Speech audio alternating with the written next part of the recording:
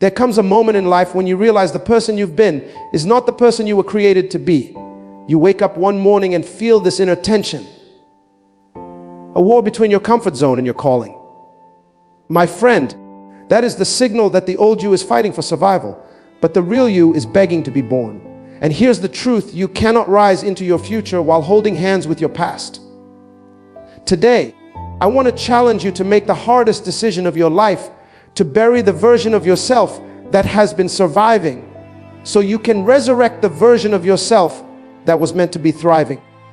The seed can never become a tree until it dies in the ground, and yet so many of us are trying to live like seeds sitting comfortably on the surface, never willing to be buried. We want the fruits of growth without the process of transformation. But here's the truth: your destiny is not an upgrade of your current life. It's the birth of a completely new one. And birth always comes after something else has ended. The you that has been shaped by fear, by excuses, by habits that keep you small, that version of you has reached its limit. That version cannot carry you into the life you were meant to live. You can't drag the weight of your past into the doorway of your future. It's like trying to climb a mountain while holding onto a suitcase filled with bricks. Every step will exhaust you until you eventually collapse under the weight. If you've ever seen a snake shed its skin, you'll notice it doesn't do it gently. It rubs against rocks. It forces itself through tight spaces. It strains until the old layer splits and falls away. It's uncomfortable. It's awkward. But it's necessary, because if it keeps the old skin, it will suffocate in its own growth. In the same way, your destiny demands you shed the skin of your old identity. That's the version of you who tolerated less than you deserved, who accepted good enough instead of meant for me, who kept silent when you should have spoken up, who stayed small so others wouldn't feel insecure. And this is where the challenge comes, because the old you is familiar. You know how to operate in that version. You know how to keep yourself safe there. But safety is not the same as destiny. Safety keeps you alive. Destiny makes you live. The moment you decide to bury the old you, you will feel the fear of the unknown rise in your chest. Your mind will whisper, but what if I fail? And that's when you must respond, what if I stay the same? Because staying the same is the slowest form of dying. Look at your life right now. There are habits you repeat every day that are quietly stealing your potential. Maybe it's the way you talk yourself out of opportunities.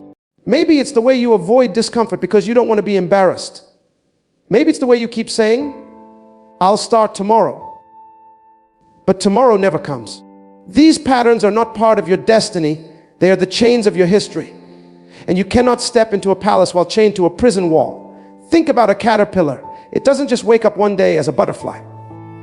First, it has to enter a dark, tight, lonely space called the cocoon. That's where it dissolves, literally breaks down into liquid. The creature it once was completely disappears. And from that complete ending, a new being is formed. There is no shortcut. There is no way to keep the comfort of crawling and still gain the freedom of flying. In the same way, you cannot hold on to who you've been and expect to become who you were meant to be. This is why the death before destiny is not an option. It is a requirement. You have to bury the excuses that have been your best friends for years. You have to bury the fear of other people's opinions. You have to bury the identity you built just to fit in with people who are never going where you're going. Because here's the truth: your destiny has a different address than your past, and the old you doesn't have the passport to get there. I want you to imagine your life as a house. Right now, you're living in the same old rooms with the same old furniture with paint that's been peeling for years. You dream about moving into a bigger, more beautiful house, but you refuse to pack up and leave. Destiny is the moving truck waiting outside, but it will not drive you to your new life while you're still lounging on the couch of your old one. At some point, you have to stand up, pick up the boxes, and walk out the door knowing you will never live there again. And yes, it's going to feel like a part of you is dying, because it is. The part of you that was satisfied with smallness. The part of you that didn't believe in your own greatness. The part of you that needed permission to rise. That part must be laid to rest so the real you can breathe. You cannot birth a new chapter while clinging to the pages of the old one. There is a burial that must take place before the resurrection of your true self. The old you is built from everything that's happened to you. The real you is built from everything you're destined to do. And between the two, there is a funeral. You decide the date. Before the real you can rise, your mind must be detoxed from the lies you've been carrying for years. Lies that became so familiar they started to feel like truth. You see, identity is not just who you are, it's who you believe you are. And here's the danger: if you believe the wrong story about yourself, you will live the wrong life. Many of us are walking around wearing labels that were put on us without our permission. Maybe someone told you as a child that you were not smart enough, strong enough, attractive enough, or worthy enough. Maybe life's disappointments convinced you to settle for less because people like you don't get more. Over time, those voices became your inner dialogue, and you began to repeat their script without even realizing it. Think about it. How many times have you stopped yourself from applying for something because a voice whispered, "That's not for people like you"? How many times have you avoided speaking up because you thought, "I'm not the kind of person people listen to"? That's not truth, that's programming.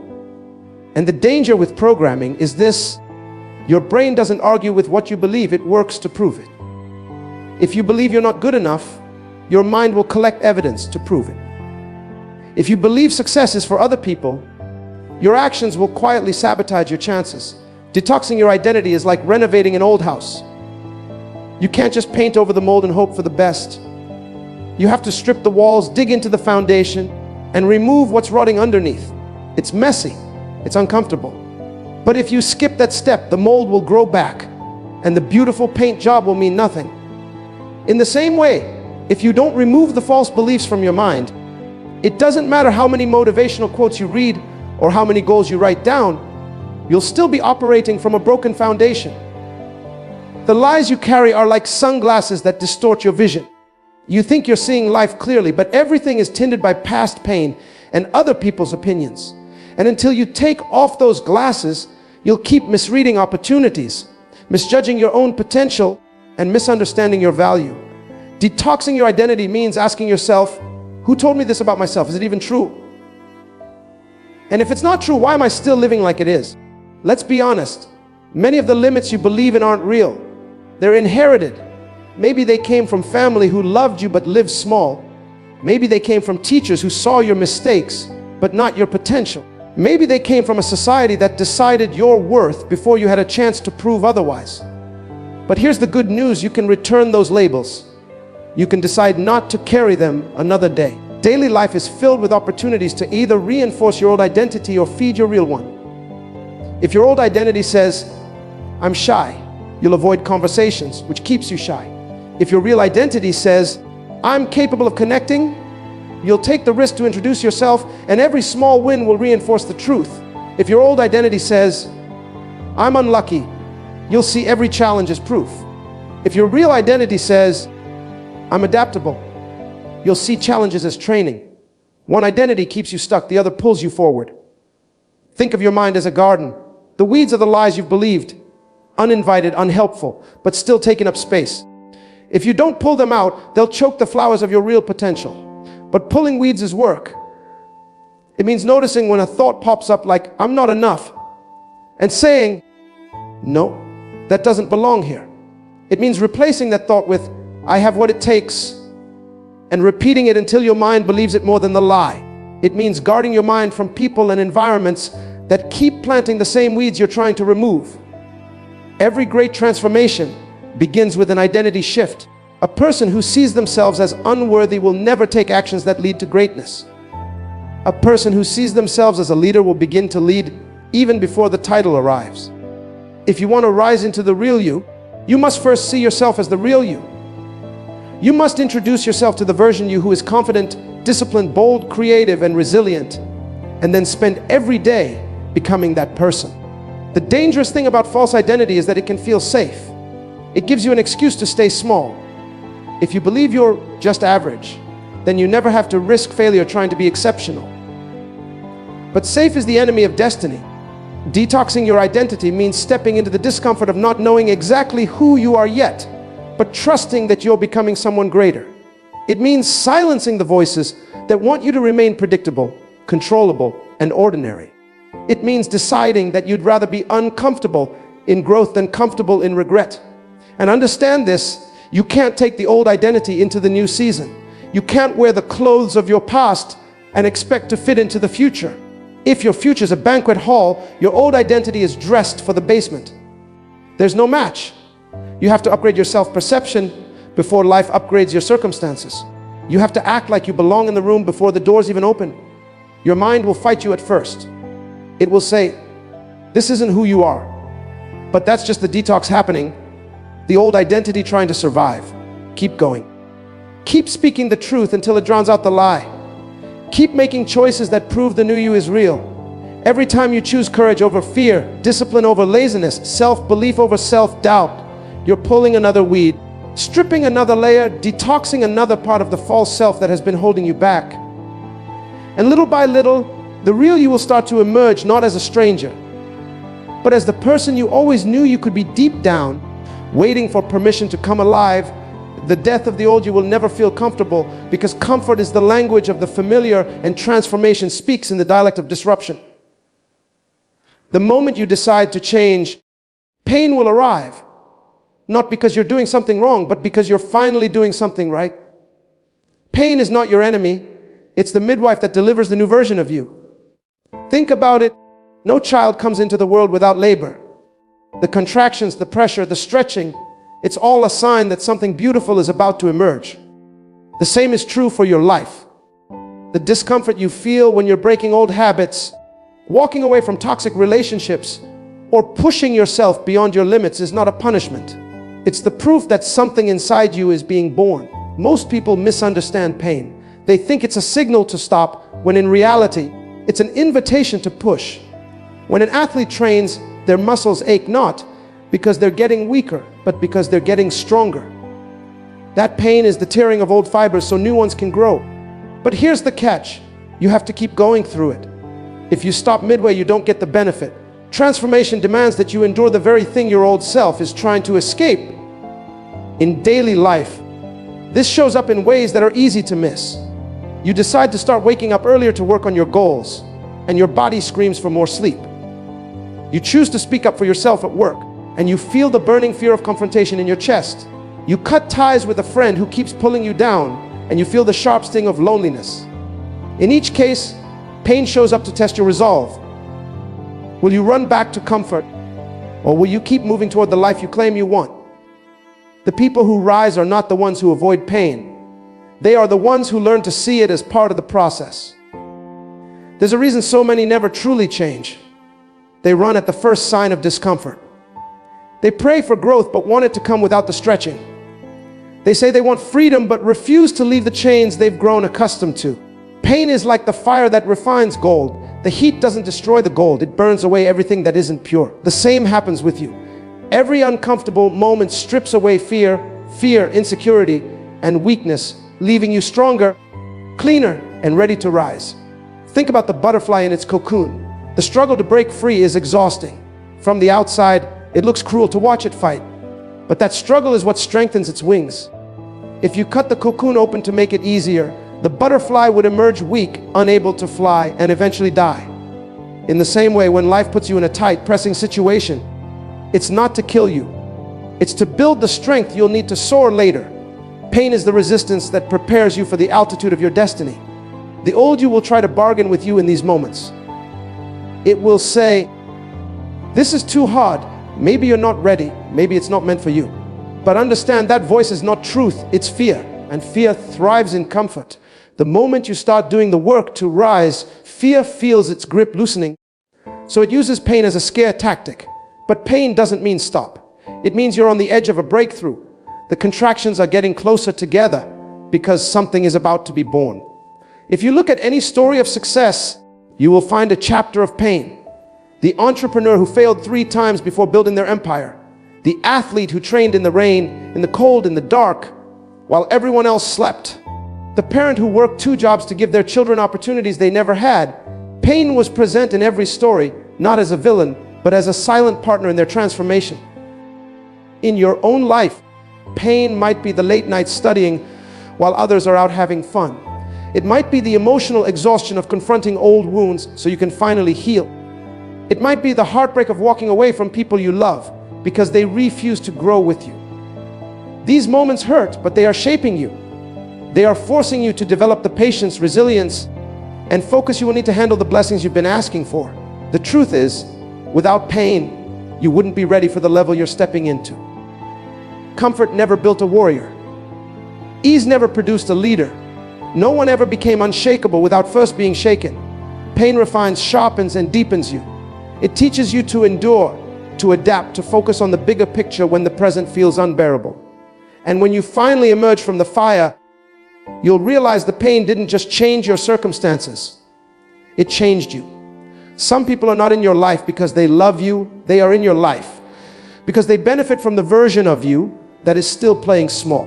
The moment you begin to rise, you will discover that relationships reveal their true nature. They will either become ladders that help you climb higher or cages that keep you locked in the same place.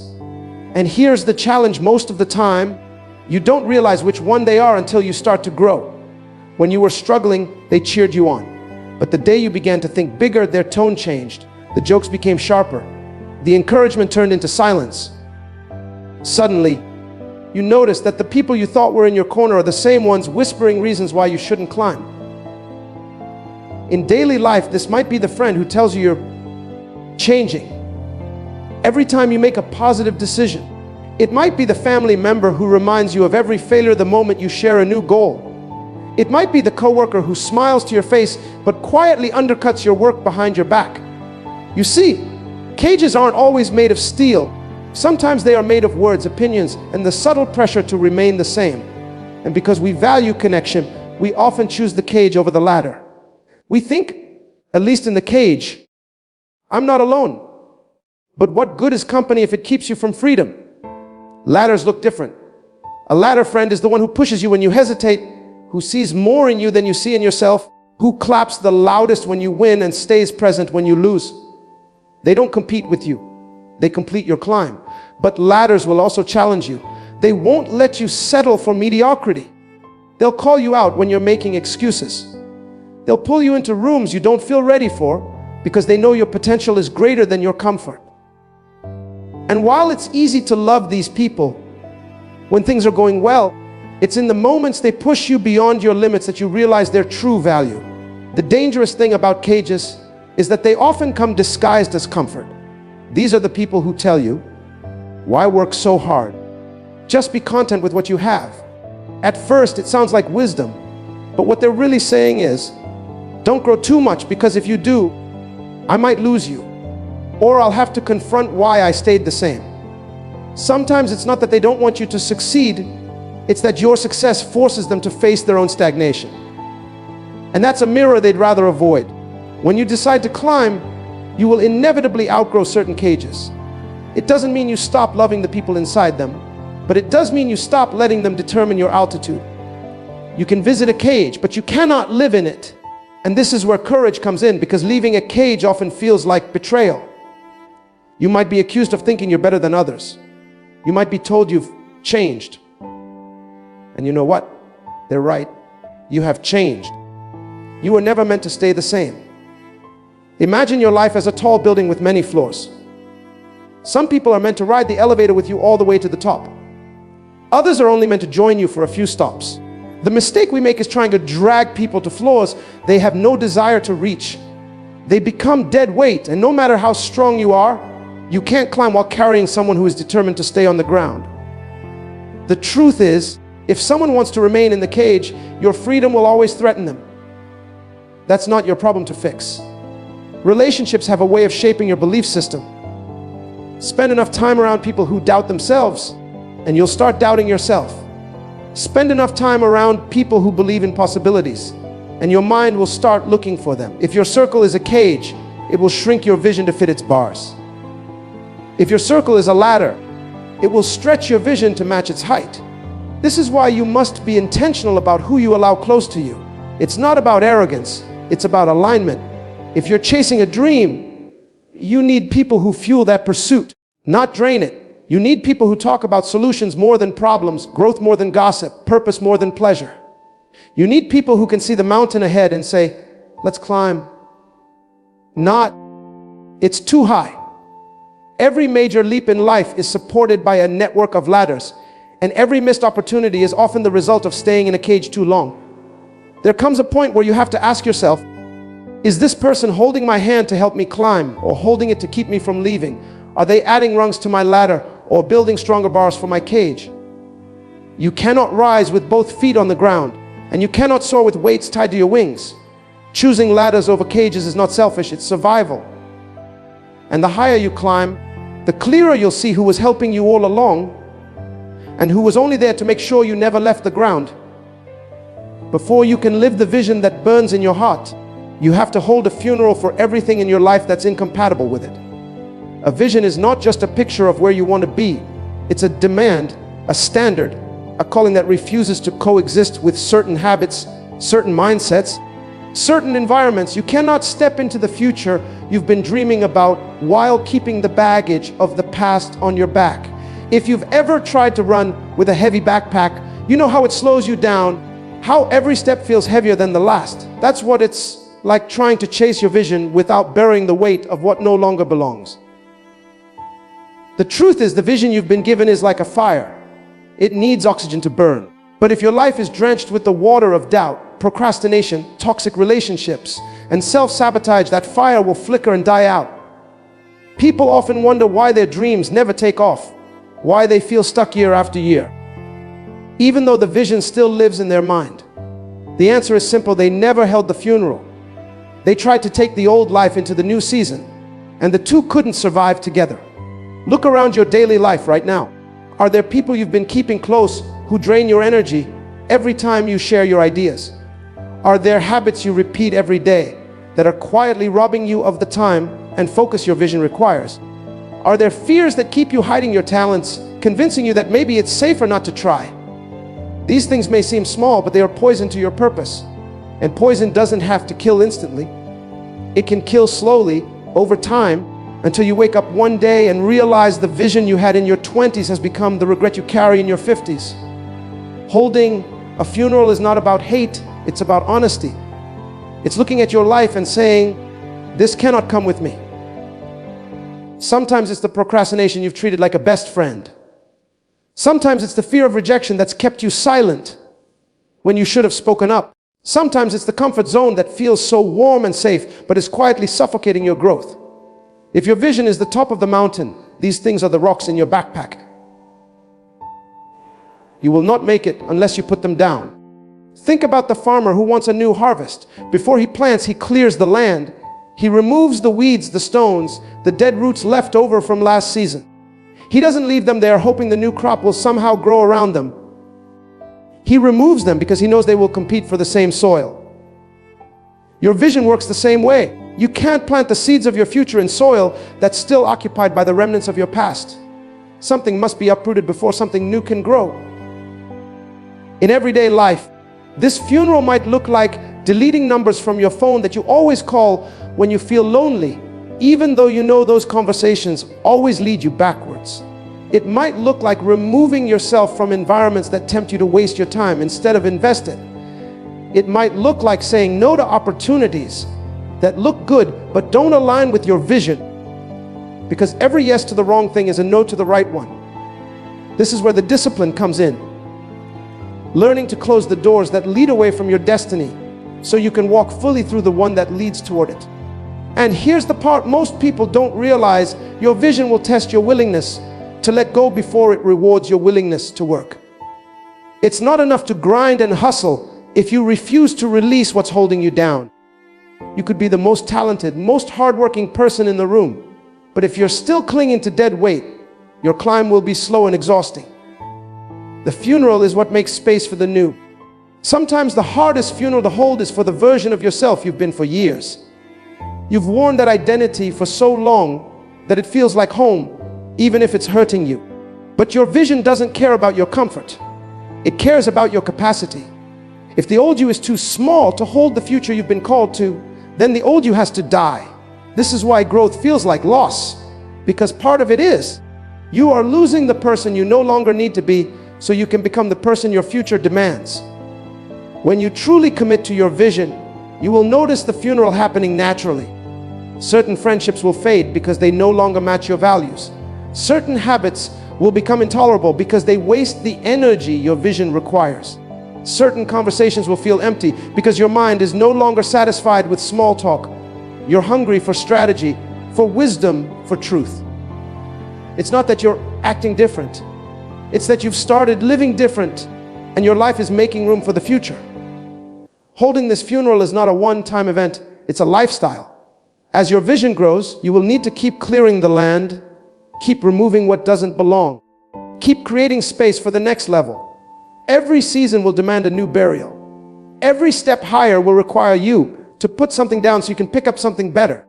The ones who rise the highest are not always the most gifted. They are the ones willing to let go of the most.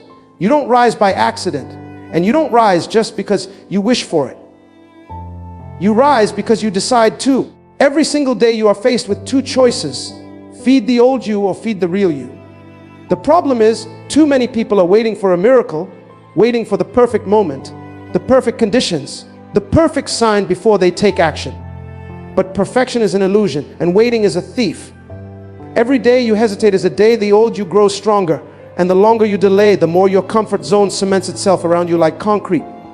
The truth is, transformation is not an event you stumble into. It's a decision you make over and over again until it becomes who you are. Daily life is full of moments where this choice is tested. You wake up and decide whether you'll hit the snooze button and sink deeper into mediocrity, or get up and chase your vision.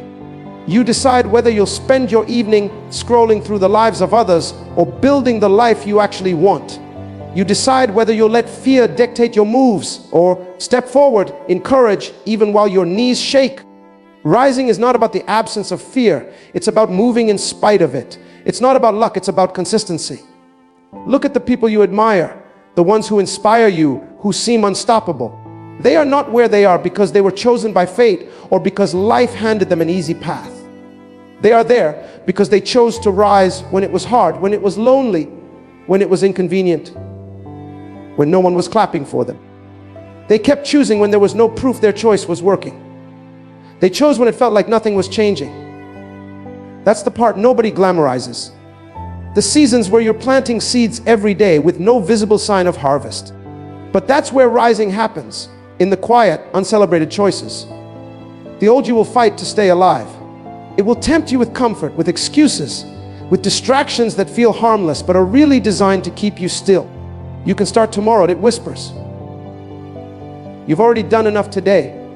But rising is a choice you make right now, not someday. Someday is a graveyard where dreams go to die. The people who rise are the ones who stop negotiating with themselves and start commanding themselves. They don't wait until they feel like doing it. They do it until they feel like doing it. Imagine standing at the bottom of a staircase. Each step represents a decision to move closer to your highest self. You can stare at the stairs and pray for a miracle to transport you to the top, or you can start climbing one step at a time. It won't be glamorous at first. It won't be fast. You'll sweat, you'll get tired, you'll wonder if the top even exists. But with every step, your legs grow stronger, your lungs expand, your pace quickens. And one day you'll look back and realize you've risen higher than you ever thought possible. All because you decided to take the first step and refuse to stop.